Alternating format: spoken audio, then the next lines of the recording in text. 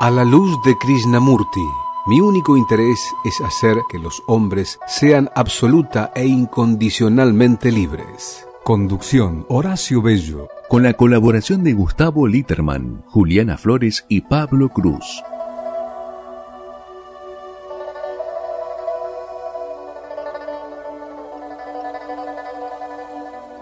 Buenas noches, amigos, amigas, un nuevo programa de A la luz de Krishnamurti. ¿Qué tal, Juliana? ¿Cómo te va? Hola, buenas noches. ¿Qué tal, Pablo? ¿Qué tal? ¿Cómo va? Bueno, por fin estamos los tres. Sí. Hay una canción que dice, seremos felices los cuatro. Sí. Creo que cuando se suma... Eso es claro, eso cuando venga Gustavo ahí ya. Bueno, Aplica. la vamos a poner de fondo porque este es un programa de filosofía y amerita poner un tema de esa profundidad, ¿no? Y hablando de profundidad, ¿qué mayor profundidad puede haber en el trabajo de conocerse a uno mismo, ¿no? Digamos que sería una profundidad eterna porque nunca llegaríamos al fondo del conocimiento propio.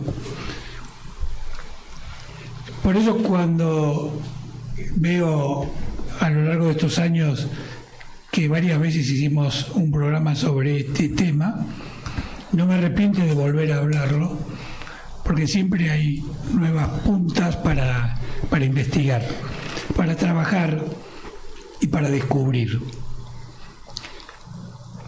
Como la mayoría debe saber, Krishnamurti llamaba a lo que en otros ámbitos se llama autoconocimiento, conocimiento propio. Otros autoanálisis, observación.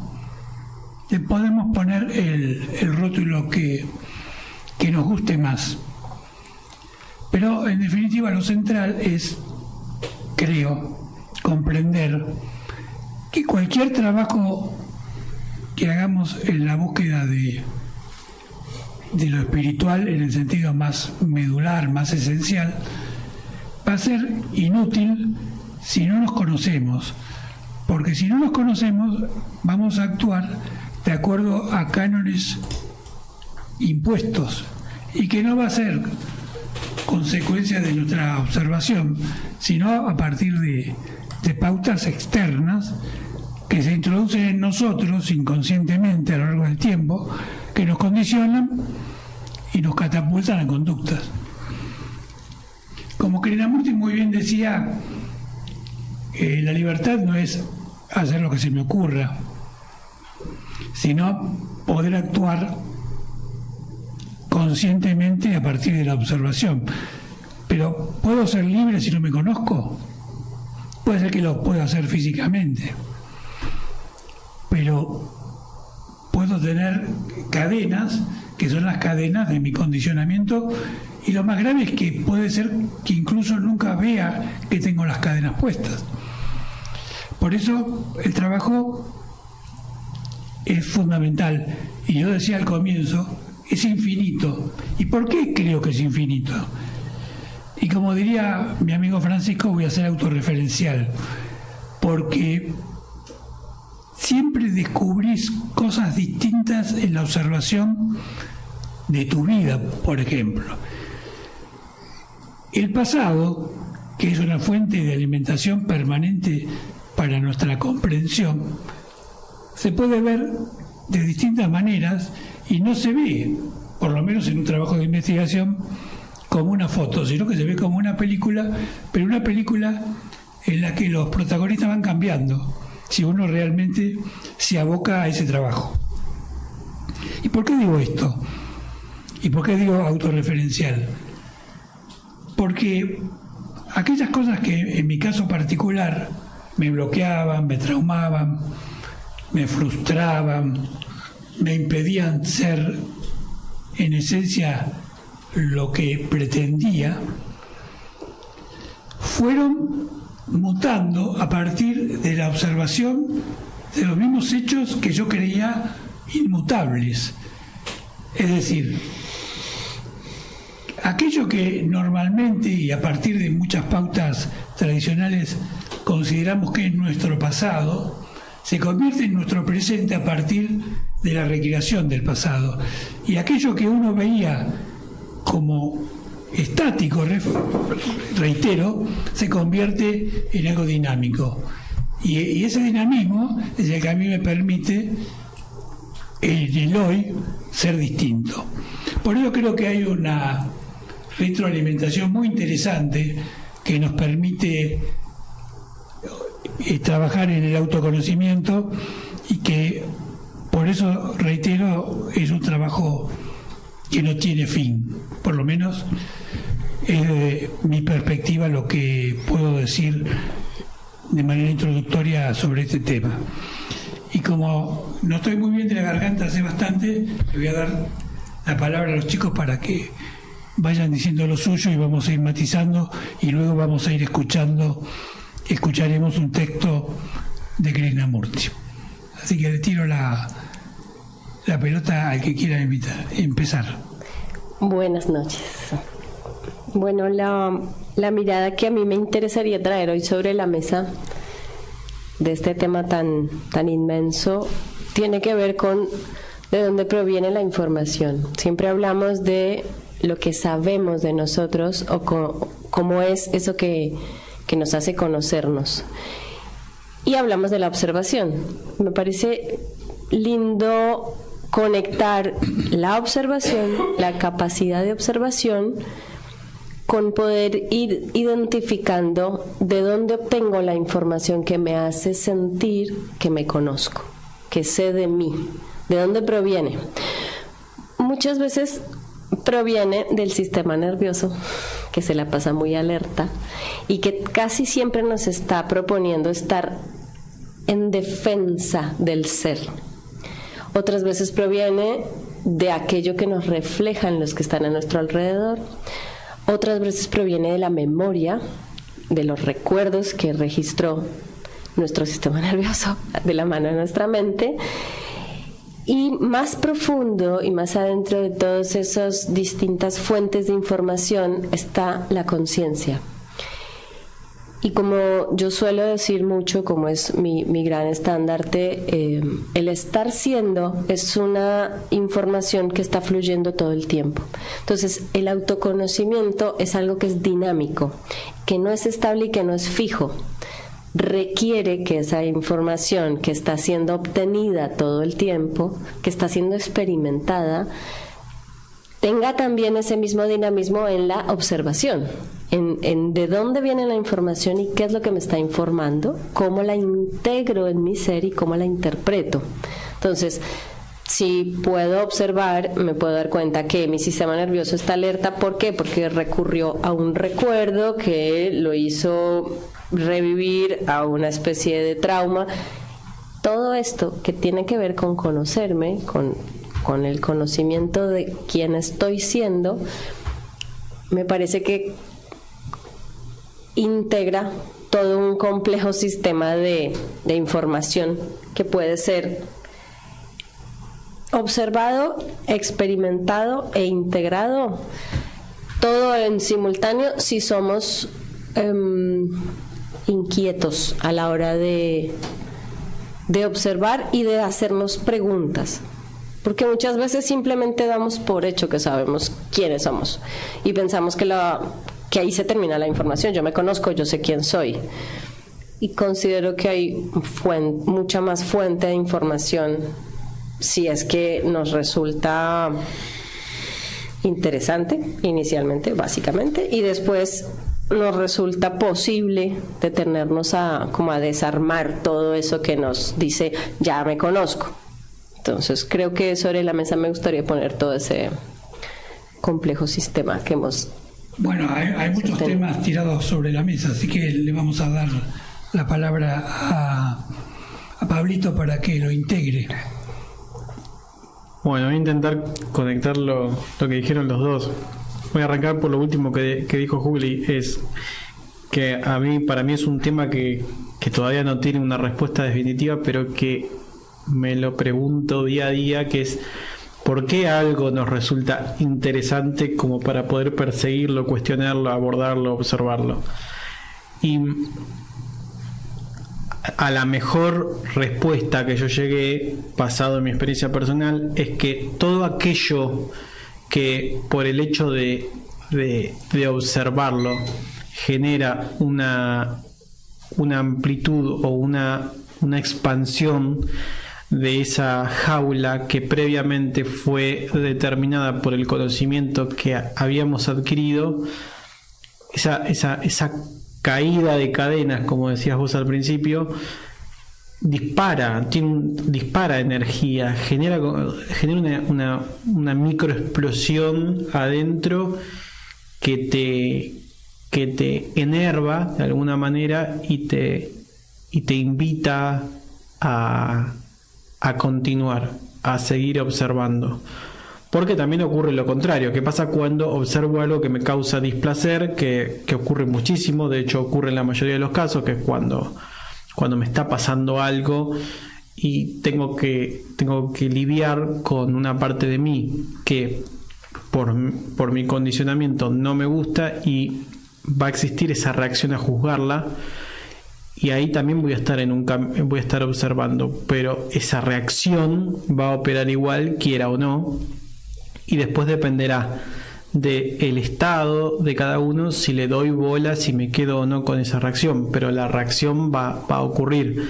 Entonces es esta particularidad que se da, porque sí es cierto que siempre hablamos de la importancia de observar, pero no hablamos de qué se tiene que dar para que uno esté en un estado en donde la observación tenga lugar, pueda ser posible, pueda ser perseguida, no se quede en un mero análisis intelectual.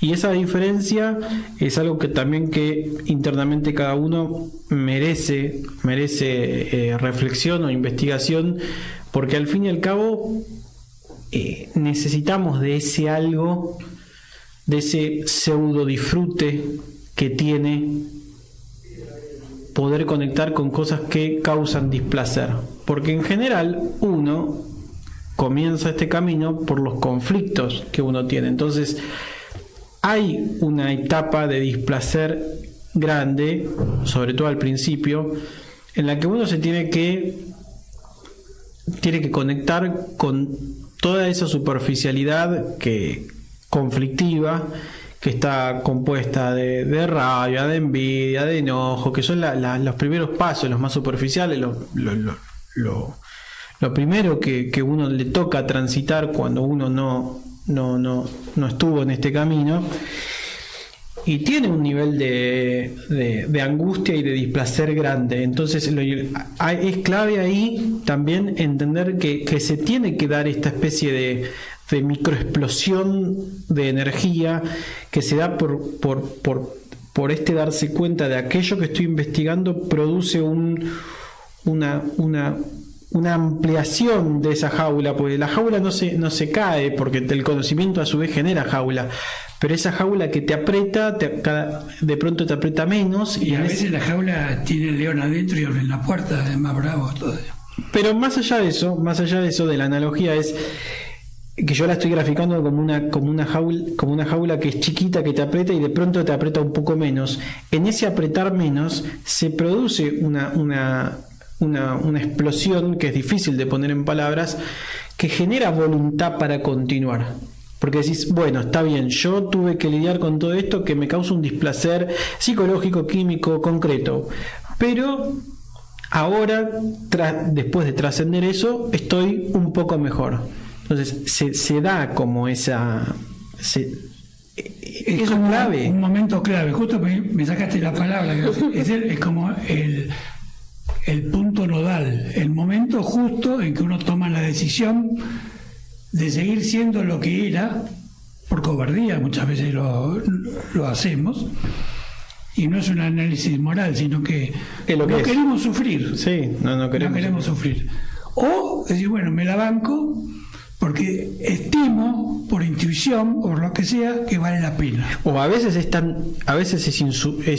no es tolerable la situación en la que estás y decís, mira, más no puedo sufrir, vamos a avanzar en esto como se pueda, que también se da, porque lo que pasa es que esos casos irónicamente terminan siendo los más sencillos, porque vos estás tan abajo que es bueno, más fácil. Claro. No tengo nada que perder.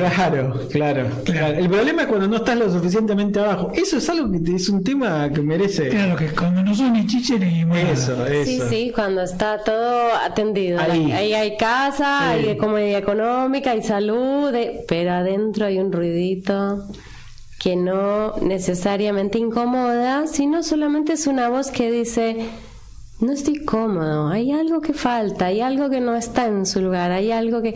Y la mirada, el paneo general dice: pero si estamos bien. Pero adentro hay algo que dice: queremos estar distinto. Y ese paneo general, que es intentar buscarle la explicación a lo que está mal, eso es matador, porque eso te congela, te ameseta. Por eso yo quise ponerla sobre la mesa de dónde viene la información que me dice: me conozco, sé quién soy. ¿Qué me lo está indicando?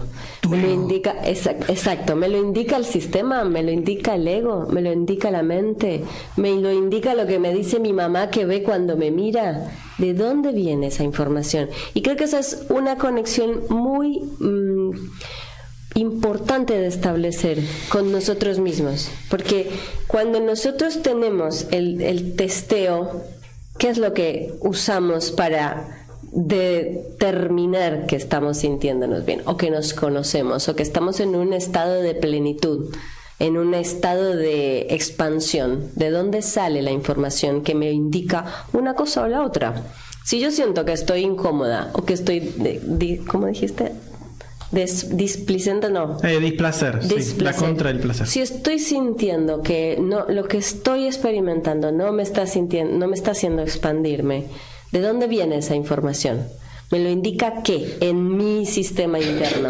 Y me parece que ahí hay una clave muy interesante, porque ahí sí podemos soltar todo lo que llamamos el sistema nos indique, la memoria, la mente, el sistema nervioso. Empezamos a ir adentro nuestro, y ahí sí utilizamos esto que tanto llamamos como la observación, siendo testigos. Si esto me lo dice mi memoria, quiere decir que no es esencia, que no es tan interno como estoy creyendo. Si me lo dice el sistema, porque todos mis amigos me dicen: pero yo te veo bien, entonces no necesariamente es tan interno como yo creo. Y poco a poco, como tú bien nos haces recordar cada vez, vamos quitando todo lo que no, ¿cuál es la fuente de la información? Me parece que ahí hay algo bastante... Pero yo, digamos, como complemento a esto que vos decís de cuál es la fuente, diría: ¿hay algo más allá de aquello que acumulaste? ¿Hay algo más allá de ese condicionamiento que te hace sentir incómodo o incómoda? ¿O es una fantasía o una ilusión, y todo lo que hay es eso?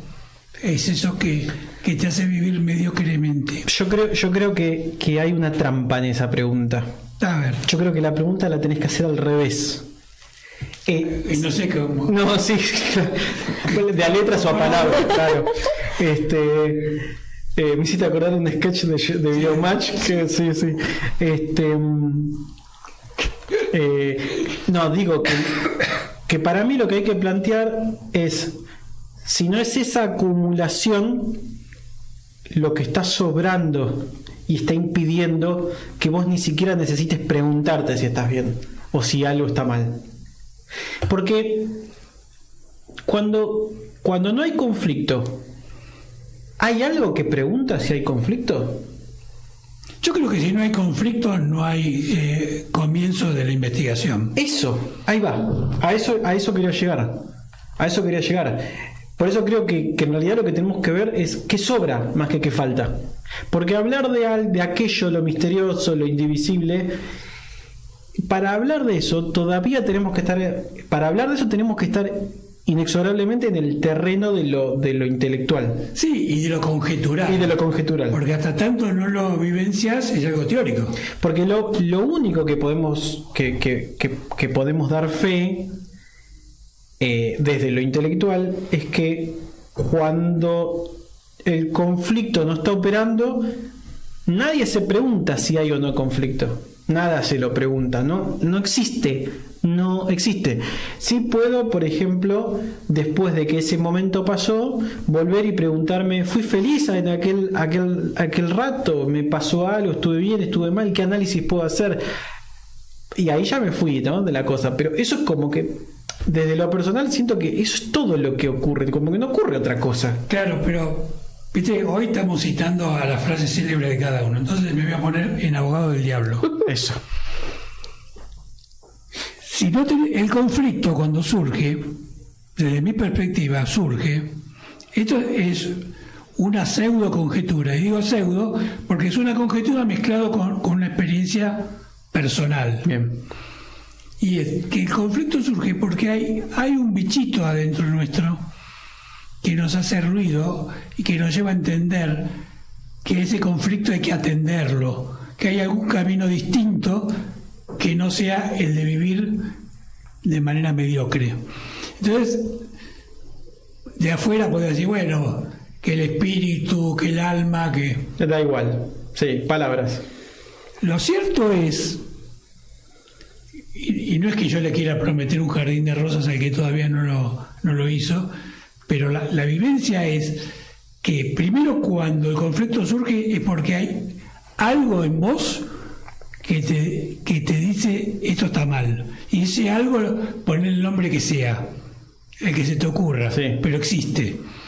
Y por otro lado, cuando parcial o totalmente el conflicto lo superás, entras en una especie de, no de paraíso, pero de paz y de calma que estaba como escondido en vos.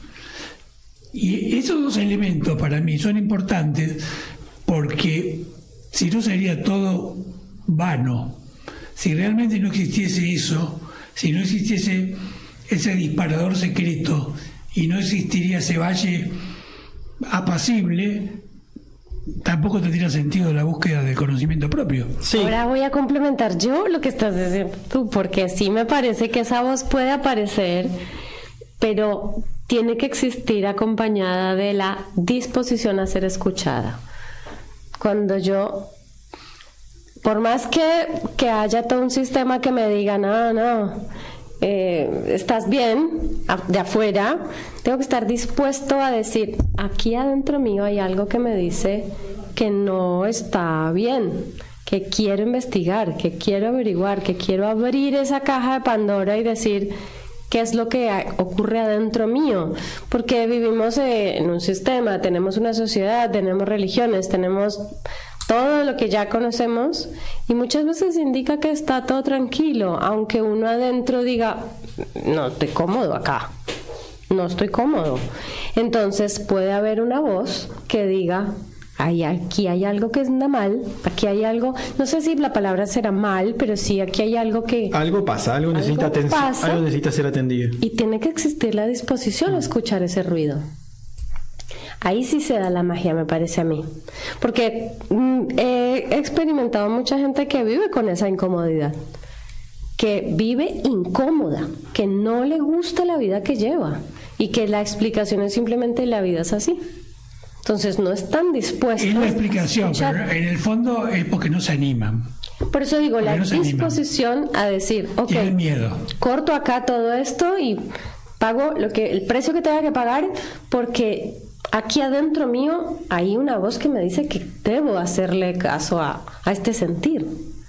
Claro, pero además ahí en ese caso en el que nombras vos, Horacio, se da también la situación en la que el miedo alcanza el miedo es suficiente, o si no es miedo es lo que sea, es suficiente para que no se haga para que no haya lugar a una observación.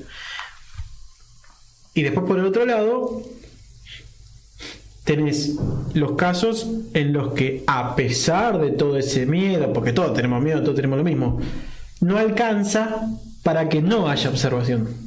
O para que no haya la intención de observación, en el mejor de los casos, si quieres ser humilde. Entonces, sí, hay una o muchas cosas. Sí, no hay una regla estricta. Yo me pregunto cómo opera la conciencia aquí, porque yo la conciencia la entiendo como este gran mar que nos envuelve a todos, al cual accedemos. Yo no creo que que uno tenga como cantidades de conciencia, sino que uno tiene conexión con una conciencia que ya es. O sea, la conciencia ya está siendo en una totalidad absoluta y uno tiene más o menos acceso. Creo yo, desde lo que he podido observar, que la mente interfiere, el ego interfiere, se nos paran como adelante y no nos dejan actuar desde un estado de plena conciencia. O sea, que creo que ahí está la interferencia. Entonces sí me parece que una de las posibilidades puede ser que la persona, el miedo, la mente, el ego, el sistema, no permitan una conexión fluida con un estado de conciencia más amplio. Sí, amplio me parece una buena.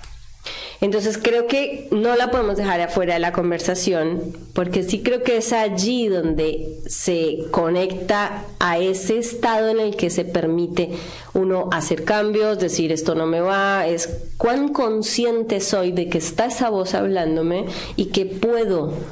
Sí puedo. ¿Podrías aclarar a qué te referís con esa amplitud de la que hablas? ¿De conciencia? Sí, vos recién dijiste amplitud, dijiste amplio, pero bueno, amplitud. Cuando uno escucha esa voz está diciendo, aquí hay algo que hace ruido. Y la conciencia es la que nos da esa respuesta, nos da ese eco, nos está diciendo, hey, acá hay algo. Y después, cuando empezamos a escuchar desde el silencio esa resonancia, ahí vamos a encontrar de dónde está viniendo la información, cómo es que me estoy conectando con lo que me ocurre, cómo me estoy registrando quién soy y quién no soy, y cada vez es más amplia el rango de lo que nos permitimos escuchar, que está dentro nuestro. Ahí es cuando yo considero que vamos ampliando la capacidad de escuchar. ¿Se entendió? Yo creo que deberíamos detenernos un poco en qué rol tiene la amplitud o este ensanchamiento, no sé si existe la palabra, del que vos hablás, porque sí es cierto que el desarrollo tradicional intelectual al que estamos comúnmente sometidos, primero por lo impuesto a nivel social, y después cómo nosotros intentamos hacer perdurar eso. Eso tiene una particularidad que suele ser una especie de desarrollo que no va hacia lo ancho, sino que es medio como secuencial. Quizás la palabra sea acumulación es muy abstracto para mí, para lo que estoy explicando, pero hay como una especie de secuencialidad en la que el paso 1 te lleva hasta tal lugar, el paso 2 te lleva hasta tal lugar, el paso 17 te lleva más allá todavía. Pero vos acá estás hablando de otra cosa, estás hablando de irse a lo ancho. Entonces quizás deberíamos detenernos acá, porque era una palabra que si vos no la decías yo la iba a traer a la mesa. Así que me parece que estamos hablando de lo mismo, es decir, deberíamos quizás dedicar un minuto a ver si podemos establecer estas diferenciaciones entre lo que es el desarrollo tradicional, que es a través de la acumulación de lo que querramos, de lo que aprendemos, de lo que no aprendemos, de los traumas, de los dolores, etcétera, etcétera, o de los placeres también, y este irse en ancho que se da cuando yo me estoy relacionando de manera directa con lo que está pasando, que al final que creo que si no te entendí mal es a lo que te referías, que es la experimentación del presente, porque tú cuando te conoces a ti mismo, cuando estás experimentando autoconocerte, cuando estás consciente de ti, y cuando estás consciente de ti, cuando estás en presente experimentando ser vida en presente. Y eso es, vuelvo a repetir la palabra, es dinámico. Y eso puede ser un hilito muy finito en el que yo creo que estoy vivo, me parece que respiro y hago lo posible por llegar al final del día y con suerte llego al final del mes y en el medio voy rebotando entre lo que ocurre cada día, o yo expando esto que soy y cada instante me permito respirar, me permito observar, me permito tocar el cable, me permito hablarle al micrófono y voy expandiendo lo que voy siendo en cada instante. Eso hace que yo sea consciente de mí y de lo que está siendo mi realidad a mi alrededor. Y ahí tenemos para hablar muchísimo, porque hay una gran amplitud en lo que estoy dispuesto a observar y a ver si estoy consciente del presente, del momento. Bueno, yo creo, corregime si te entendí mal, que acá estamos como ya trayendo a la mesa un estadio que es distinto del intelectual. Cuando yo hago un análisis de algo que me pasó, analizo un recuerdo, lo que sea, estoy en un estado. Pero acá con lo que vos estás explicando, es como que uno está en otro estado en donde por alguna causa no se da un análisis intelectual. Yo simplemente estoy haciendo lo que esté haciendo. Y acá quiero tratar de dar un ejemplo concreto. Cuando yo estoy ocupado haciendo algo y solo estoy haciendo eso que me ocupa y no estoy analizando lo que estoy haciendo, simplemente estoy actuando, estoy en un estado que después cuando me desocupo puede ser que yo pare y me ponga a analizar eso que hice. Pero creo que esa es la diferencia de estados. Es decir, mi relación directa con la actividad que está ocurriendo versus mi relación con el recuerdo de esa actividad. Podemos simplificarlo con las palabras de Krishnamurti. Por favor. El observador deja de ser lo observado y se unifica. Ya no hay alguien que mira, sino alguien que experimenta. Exacto. Y entonces todo es una unidad. Me parece que pasa por ahí, ¿no? Sí. Y esa que tú estás nombrando, la que hace el resumen posterior, esa es la mente que mide. Ex post.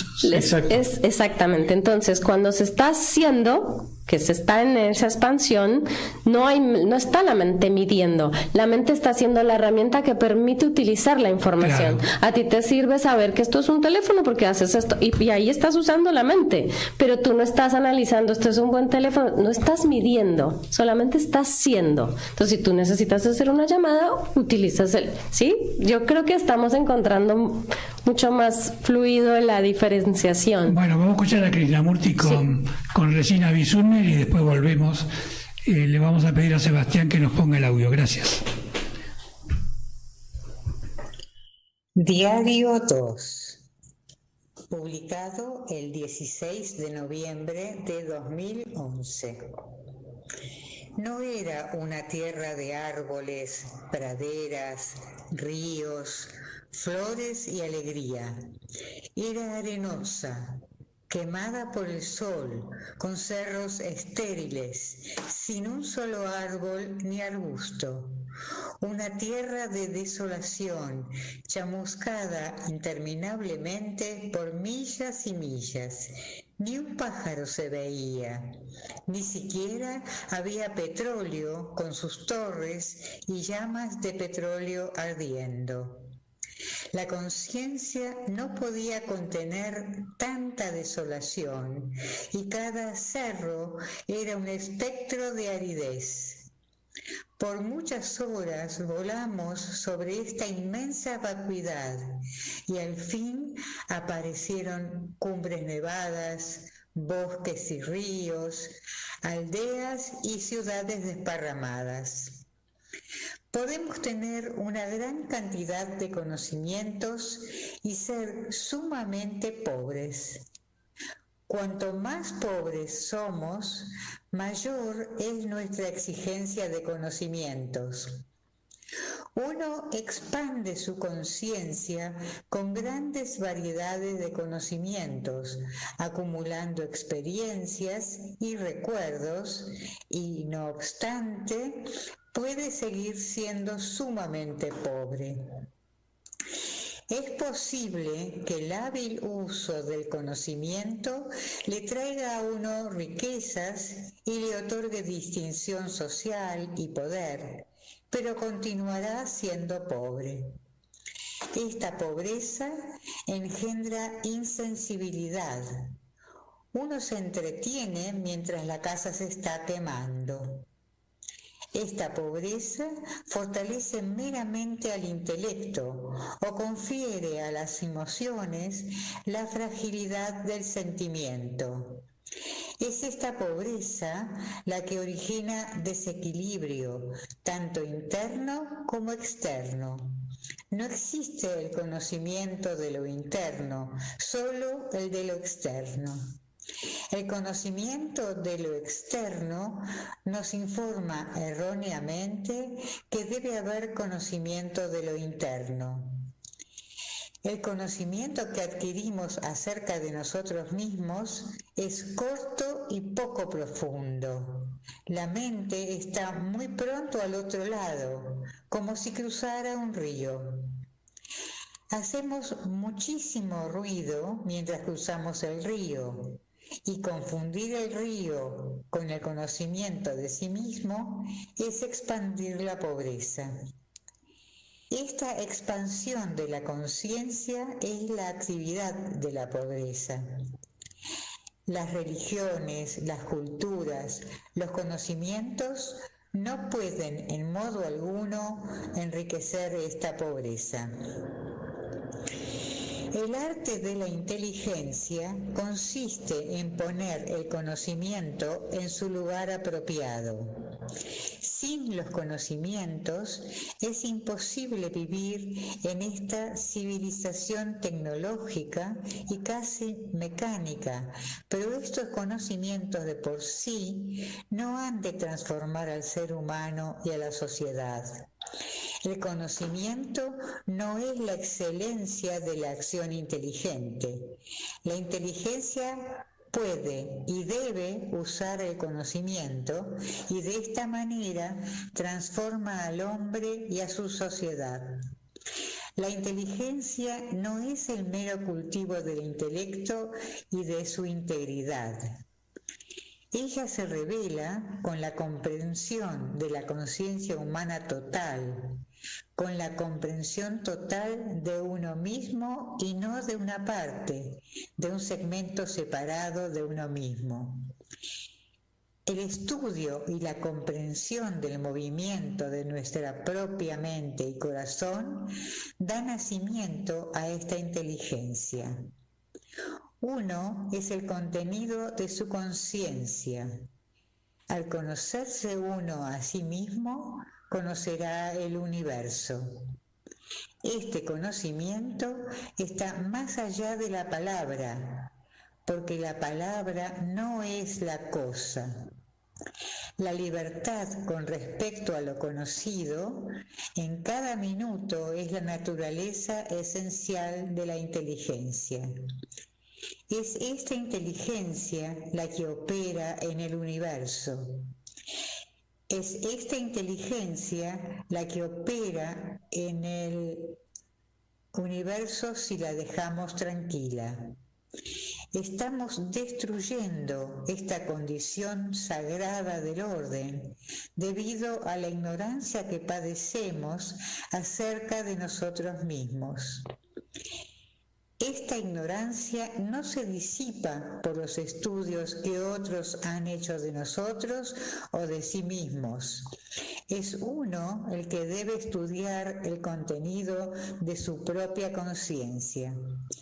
Los estudios que otros han realizado sobre sí mismos y por lo tanto sobre nosotros son las descripciones, pero no lo descrito. La palabra no es la cosa.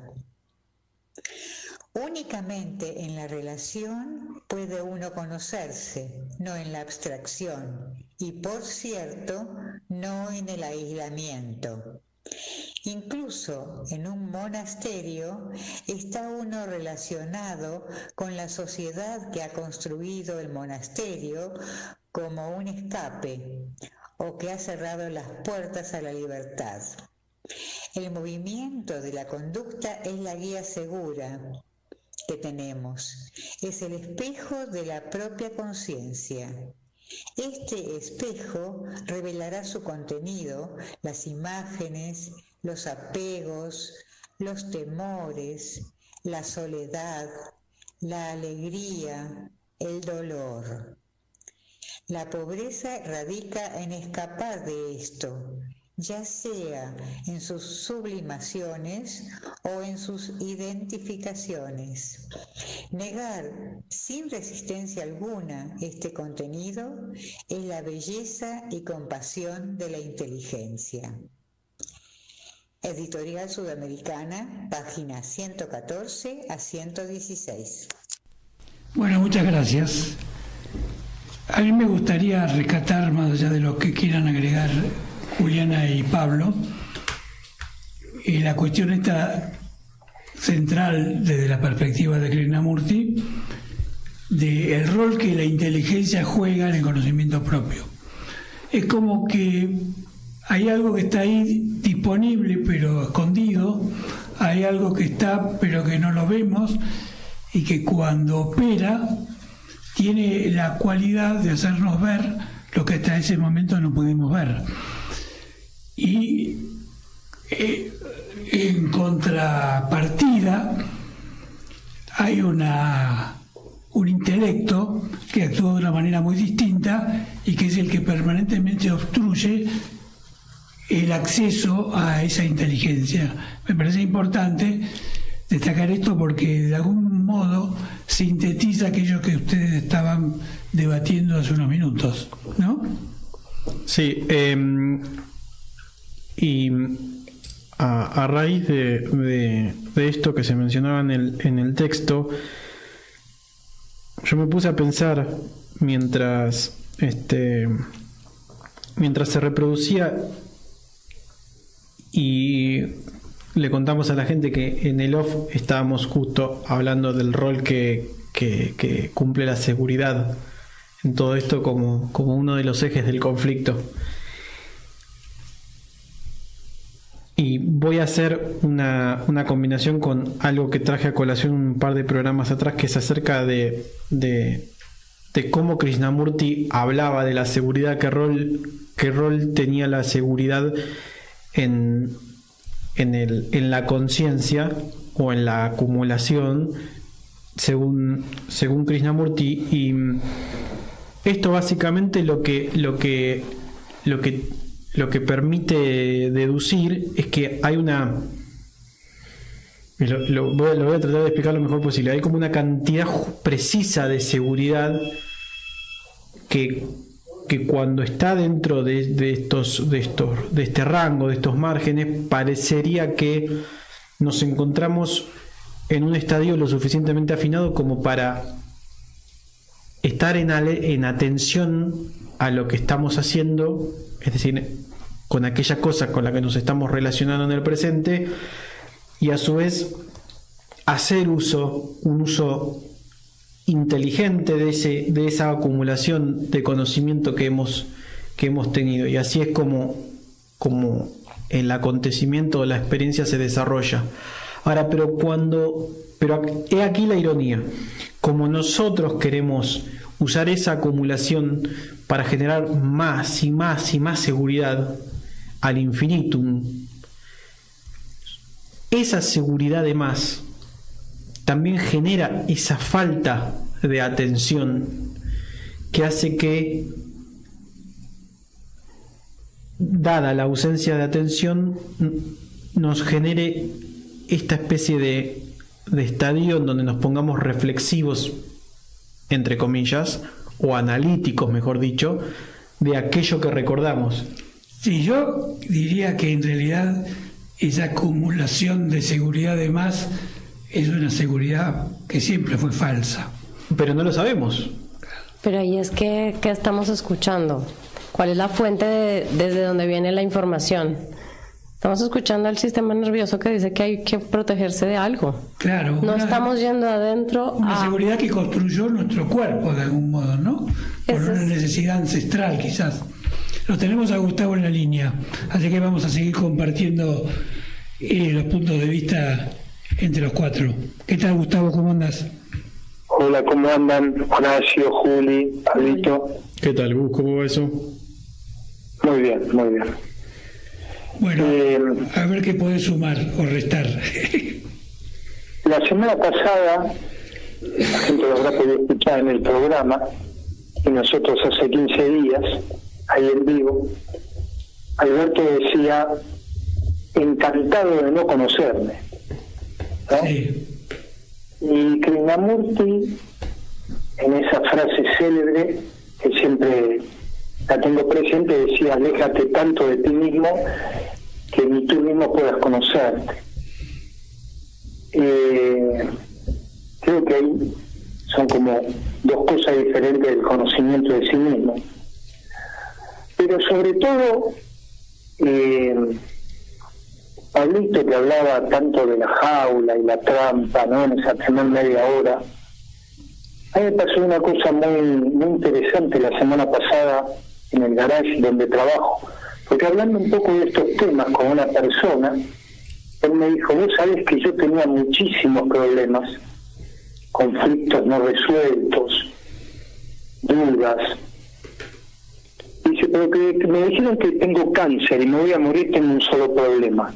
Entonces digo, ¿por qué tanta vuelta? ¿Por qué no disfrutamos de la vida, soltando cosas, en lugar de enroscarnos tanto y dar tanta vuelta? Viejo, disfrutar. Si no te queda la vida, ¿qué es la vida? Digo, ¿no?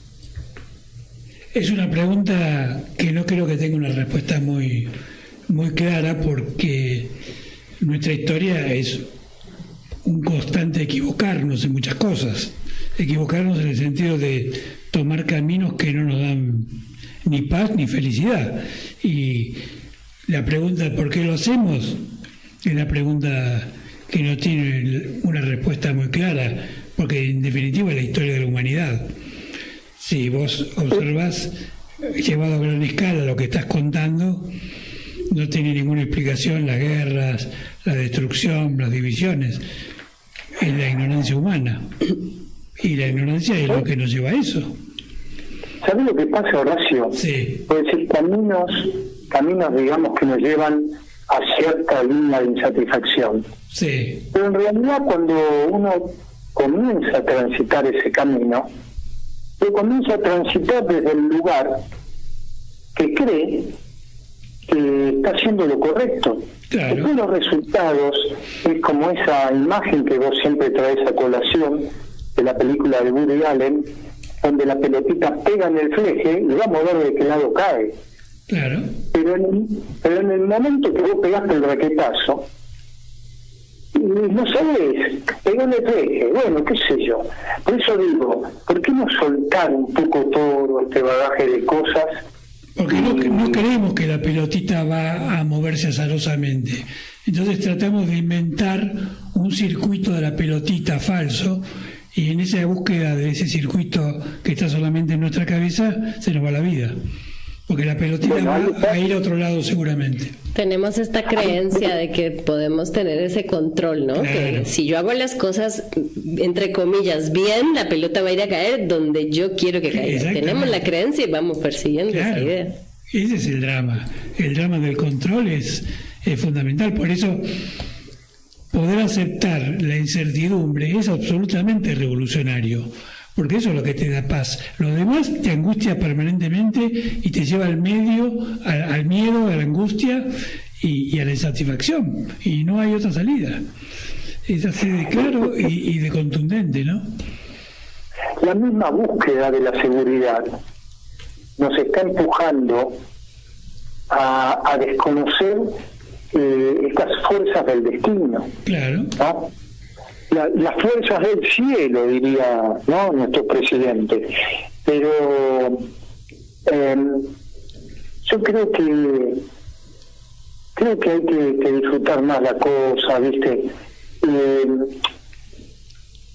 Hacer todo esto mucho más sencillo, ¿no? Porque quizás, vos fíjate, el comienzo de del audio de Krishnamurti es maravilloso, Claro. ¿no? Y ese espacio de darle a la inteligencia para que se presente. Claro. Pero como queremos tener control, todo es una cuestión de pensar, de calcular, de evaluar, de sopesar. Llega un momento que te cansa, yo no sé, pero mirar la vida para atrás y decir, ¿por qué tanto esfuerzo? ¿Por qué tanto esfuerzo si esto era sencillo? No sé, vos conocés mucho mi historia, sabes que en mí hay grandes materias de alpinismo, de hablas. Bueno, pero vos también conocés la mía, así que estamos a mano. Hay una gran pregunta con respecto a lo que está diciendo Gus, y es por qué nuestra mente rechaza esa simpleza. Cuando la describimos, cuando cuando proponemos que es mucho más sencillo experimentar vida y ser vida, la mente dice, no, aquí tiene que haber una trampita. ¿Cómo que es sencillo? ¿Cómo que no tengo que dar 500 vueltas para respirar y experimentar ser vida? Esa es una... Cuando despejamos un montón de otras, aparece esa en el fondo diciendo... Porque además el análisis que hacemos de eso es que es una vida sosa. Sí. No, pero además tenemos la sensación, desde mi punto de vista absolutamente falsa, que la vida está ahí y yo estoy acá. Así como que yo estoy separado de la vida. Y yo soy vida. Y que tengo que hacer algo para entrar. Claro, entonces tengo que tener una estrategia para poder lograr que alguien me abra la puerta, ¿no? La seguridad, el control, y llevándolo al tema del día, al tema de este programa, el conocimiento de uno mismo. Si realmente fuéramos de despejarnos de todo esto que hemos hablado hoy, el ideal sería poder declarar que uno no se conoce, sino que se está experimentando permanentemente, porque el flujo, esa inteligencia, va trayendo todo el tiempo experimentos y experiencia para ser vivida. Entonces uno puede fluir con eso y no necesariamente no tiene que ser una cosa fija que ya se conoce, que ya sabe cómo va a reaccionar, porque eso es un engaño. Pero claro, pero ahí volvemos ¿no? al principio de la charla, que es desde dónde lo hago. O estoy analizando o está ocurriendo otra cosa en donde no hay lugar para el análisis. Y está ahí la diferencia, ¿desde dónde? No, ¿sabés qué sucede, Pablo? Cuando vos querés analizar, entras en el otro estadio. Lo que está presentando Juli es vivir el presente, sintiendo ese presente y punto. Ahora, cuando ya querés ver de dónde viene este presente y a dónde me lleva este presente, entraste a dividir las aguas. Entonces saliste de ese estado de presencia y estás en el estado del pensamiento. Es eso, no es que, por eso digo, no es tan complicado si nos damos cuenta la dinámica. ¿Dónde estamos atrapados? Quedamos atrapados en lo general, en eso que hemos visto desde pequeños y eso que nos han enseñado de pequeños. Pero ya llegó el momento de decir, basta, pará, ya me di cuenta que este formato no llega a ningún lado. Está bien, lo dijo Julio en la primera media hora. Tengo una gran casa, tengo un gran coche, supuestamente tengo la familia Ingalls, pero hay algo dentro mío que dice, loco, acá hay algo, ¿viste? Acá hay algo que raspa. Bueno, lo que está raspando es el hecho de decir, vivo la que toca, vivo este momento, disfrutar ahora que están en la radio, disfrutar este hecho que estoy hablando con ustedes. En Sony 55, en 4 minutos y medio esto termina. Bueno, disfruten el viaje, disfruten la vuelta. Espero que a Juli la venga a buscar Kelo, porque me informa mi vieja que hubo un descarrilamiento en el Sarmiento, no va a poder viajar en tren, tendrá que viajar en colectivo. Bueno, disfrutar no estaba quizás en Juli volver en colectivo. Las circunstancias de la vida la hacen volver en colectivo y no en tren, y tardará un poco más. Y bueno, tardará un poco más. Es la vida. Bueno, como decía, este ejemplo cotidiano que vos das es uno de los temas más complejos, porque tiene que ver con cómo cómo reaccionás ante los imprevistos en la vida. Y por eso siempre estamos buscando seguridad, porque una de las fantasías que tenemos es que los imprevistos se enfrentan con un mecanismo de seguridad, viste, como las empresas privadas de seguridad, los countries, que te dicen que te van a dar mucha seguridad y lo único que te van a dar es una factura monumental y después el tipo entra por abajo. Bueno, esto es lo mismo. Nosotros creemos que vamos a evitar el imponderable a partir del aumento de seguridad. Y el drama es que cuando nos enfrentamos al hecho de que no lo podemos evitar, pese a todos los recaudos que tomamos, caemos realmente en una depresión y en una angustia porque entramos a la impotencia. Decimos, bueno, ¿qué más tengo que hacer para que yo no tenga cáncer? Si yo todos los años iba y me controlaba con el médico y pese a eso tengo cáncer. Entonces, la aceptación de que nosotros somos seres limitados también es un drama, porque creemos que a veces somos omnipotentes. Es todo un gigantesco aparato que nos hemos inventado y que nos impide vivir. Me parece que es un tema para poder incorporar en algún programa próximo, ¿no? Y estamos dejando afuera de la mesa el concepto del tiempo y el apego a el tiempo lineal que tenemos. Una cosa primero, luego la otra, el pasado, el futuro, y nuestra mente, cuando eso colapsa y cuando nos demuestra que no es tan así, también entramos en unos dramas, porque no lo queremos experimentar de otra manera. Tenemos una idea de cómo tiene que ser y estamos muy apegados a ese plan. Y vos fíjate que en la incapacidad, estaba pensando por lo que decías, una de las incapacidades que hace que no vivamos el presente es que creemos que la vida es secuencial. Exacto. Tengo que hacer esto, después tengo que hacer lo otro. Entonces, yo hago esto y hago lo otro, el presente no existe, porque estoy siempre pensando en lo otro que tengo que hacer. Romper ese molde es la revolución, me parece. Totalmente, de acuerdo. Bueno, Gustavo, ¿querés agregar algo en este último minuto? No, simplemente saludarlos y quizás,